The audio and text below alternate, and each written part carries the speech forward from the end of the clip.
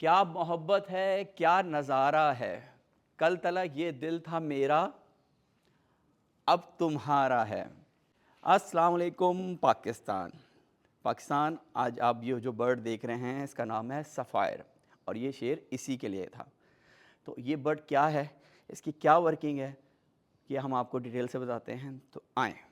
तो दोस्तों, आज हम जिस बर्ड के बारे में बात कर रहे हैं इसका नाम है सफ़ायर। जी हाँ, ये वही सफ़ायर है जिसको लेने के लिए इंडोनेशियन आए थे, और मैंने लास्ट ईयर भी कहा था कि ये सफ़ायर बर्ड जो है वो बहुत सारे बर्ड्स के अंदर ऐड होगा, यानी कि किसी भी कोई भी बर्ड हो, किसी भी किस्म का हो जिसमें म्यूटेशन ऐड होगी, वो बर्ड कभी मार नहीं खा सकता, क्योंकि उसमें नई आप चीज़ें आ रही होती हैं, तो आप उसमें ऐड करते चले जाते हैं। अब जैसे कि आप ये देख रहे हैं, आप इसको ज़रा थोड़ा क्लोज़ करें, कि दो बर्ड हैं, एक सफ़ायर बर्ड है, एक आम पाब्लू बर्ड है।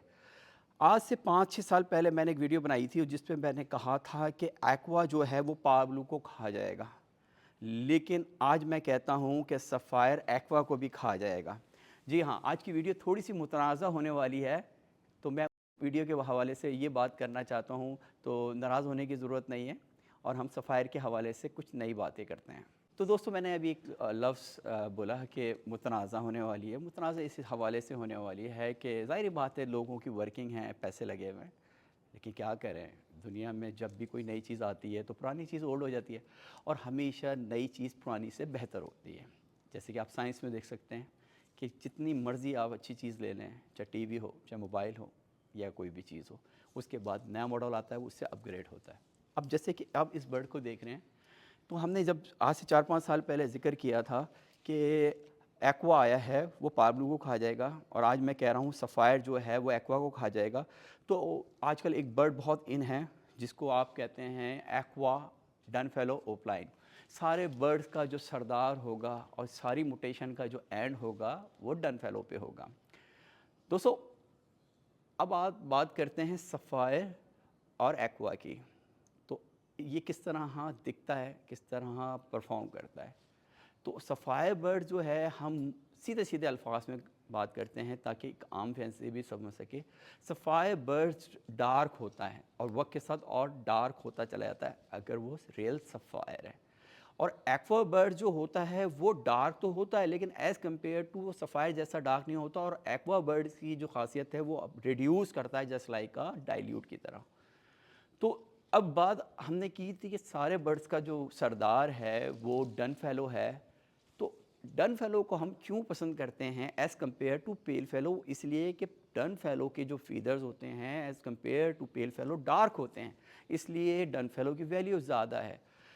डन फेलो बर्ड जो है वो आप जब एक्वा में डालते हैं तो वो इतना डार्क नहीं होता जितना कि वो सफ़ायर बर्ड में जाके डार्क होता है। तो मैं अक्सर लास्ट ईयर से मैं इसके बारे में काफ़ी डिबेट करता रहा हूँ अपने लोकल दोस्तों से भी और इंटरनेशनल दोस्तों से भी, जिनसे मैं सीखता हूँ, या हम मिल के कुछ नई म्यूटेशन के बारे में बात कर रहे होते हैं, सीख रहे होते हैं, वर्किंग कर रहे होते हैं। तो दोस्तों, मैंने बताया है कि जैसे हम वर्किंग कर रहे होते हैं अपने इंटरनेशनल दोस्तों के साथ जो कि इस टाइम वर्किंग कर रहे हैं, तो मेरी उनसे भी बात हुई, और मेरी थोड़ा अपना भी एक्सपीरियंस है कि अगर एक न्यू फैंसियर उसको ये ऑप्शन मिले कि वो सफ़ायर पे वर्किंग करना चाहता है, एक्वा के साथ, डन फेलो के साथ करना चाहता है, तो वो मेरा वोट जो होगा वो सफ़ायर के साथ होगा। वो इसलिए होगा कि जैसे कि आप देख सकते हैं कि सफ़ायर बर्ड्स कितना डार्क बर्ड होता है, जबकि ये अभी बेबी है, सेल्फ भी नहीं हुआ है, 50 डेज़ का है।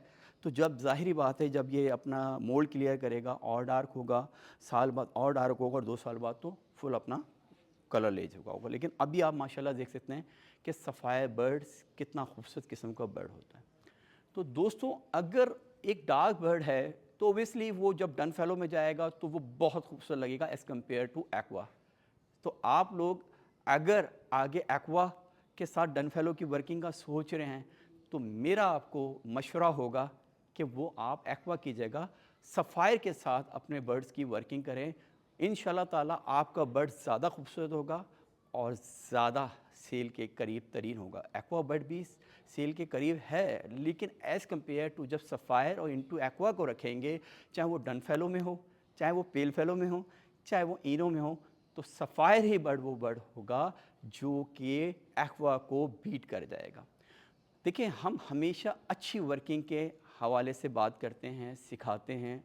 अब आपकी मर्ज़ी, उसको सीखें ना सीखें, उस पे यकीन करें ना करें, लेकिन एज़ अ स्टूडेंट होने के नाते जो मैंने सीखा, मैंने सोचा वो मैं आपको बताऊं और आपको वर्किंग के बारे में नई नई पेयरिंग समझाऊं। तो आप जैसे अगेन ये देख सकते हैं कि अगर सफ़ायर बर्ड और पाब्लू बर्ड, इन दोनों में कितना फ़र्क है, हेड में भी, फीदर्स के अंदर भी और उसकी क्वालिटी के अंदर भी। तो अच्छा सफ़ायर आप लोग कलेक्ट करें। अगर आपने बर्ड हॉबी में रहना है तो आपको आगे की म्यूटेशन पे वर्किंग करते रहना पड़ेगा। दोस्तों, ये लव बर्ड का काम ऐसा काम है कि ये कभी ख़त्म नहीं हो सकता। काम तो कोई भी नहीं ख़त्म होता, लेकिन ये बर्ड इसलिए ज़्यादा अच्छा है, सूटेबल है कि हम इसमें जो सरमायाकारी करते हैं वो हमें 1 साल में मिल जाती है as compared to big birds. मैं बचपन से बूढ़ा हो गया और मैंने सारे बर्ड्स रखे हुए हैं, बिग बर्ड्स भी रखे हुए हैं। ये नहीं है कि मुझे बिग बर्ड पसंद नहीं है, लेकिन मसला ये होता है कि हमें अपना किचन भी चलाना होता है, हमें ब्रीड भी लेनी होती है और हमें अपने शौक़ को आगे भी बढ़ाना होता है। तो जो बिग बर्ड है वो आराम से आपका 5-7 साल तो कहीं नहीं गया। जब आपके आंसू खुश्क हो जाते हैं तो फिर ग्रे पैरेट कहता है हाँ जी, हैं और आंसू। इतना सब्र नहीं है, इतनी बर्दाश्त भी नहीं है, क्योंकि ज़रूरत है, काम है। अब ये सिर्फ हॉबी नहीं रहा, ये बिज़नेस भी बन गया है। आप एक बिज़नेस में गुज़ारा नहीं कर सकते, आपको मल्टीपल बिज़नेस करना पड़ते हैं। जैसे कि मैं, दोस्तों, वही लोग रह जाएंगे लव इंडस्ट्री में या इंडस्ट्री में जिनके पास सब्र होगा। अब वो पहले जैसी बातें नहीं रहीं। अब बर्ड आपको 2 महीने 3 महीने में सेल नहीं होता। अब आपको कम से कम भी 6 महीने का बर्ड मार्केट में लाना होता है, क्योंकि वो मोल्ड क्लियर कर चुका होता है। और दूसरी बात यह है कि अभी जैसे कि दिसंबर चल रहा है, जनवरी फरवरी तक मौसम ठंडा रहेगा, मार्च में रमज़ान आ जाएंगे, रमज़ान से पहले बर्ड सेल होंगे, रमज़ान में नहीं होंगे, फिर रमज़ान के फटाफट बाद गर्मी आ जाएगी। तो इसलिए दोस्तों, थोड़ा सब्र रखें, बर्ड पैदा हो, उसको मोल्ड शोल्ड क्लियर होने दें, और जब किसी को बर्ड दें तो डीएनए के साथ दें, और उसके बाद फिर उसकी किस्मत के आगे क्या होता है। क्योंकि आगाह अपनी मौत से कुछ बशर नहीं, समा 100 बरस का पल की खबर नहीं। इंसान सिर्फ कोशिश कर सकता है।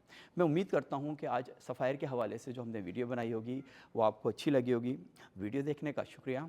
Thanks for watching house of nutrition world. अल्लाह हाफिज़।